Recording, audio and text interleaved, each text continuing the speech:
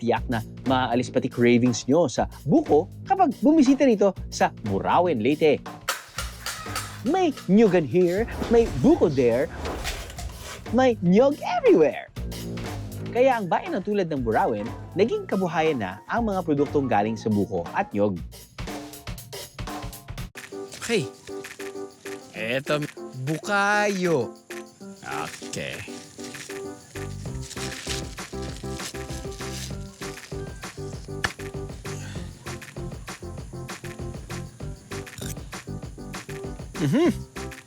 Grabe.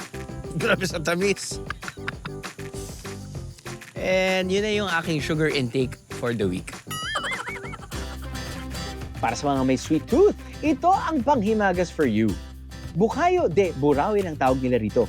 Minatamis na kinayod na nyog na nakalagay rin mismo sa bao. Ang bukayo ay nakilala noong mga 1950s pa. At ang nagsimula nito ay yung mga kanununuan pa namin. Ang bukayo ng Burauen ay niluluto sa pamamagitan ng yung caramel.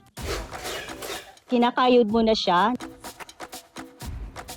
Nilalagay sa loob ng bao. Niluluto siya sa loob ng 1 oras. Masarap kasi ang lasa nito kapag sa bao siya niluluto. Traditional na yan.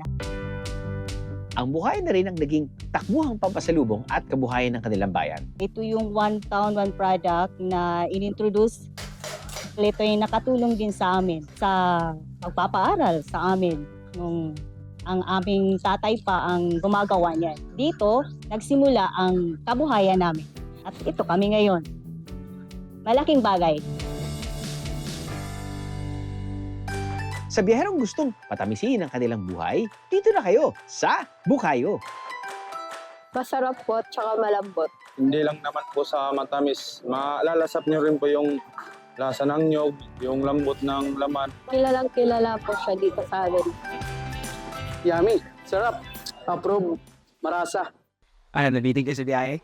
God! All you gotta do is just subscribe to the YouTube channel of GMA Public Affairs and you can just watch all the Behind the Drew episodes all day, forever in your life. Let's go! Yeehaw!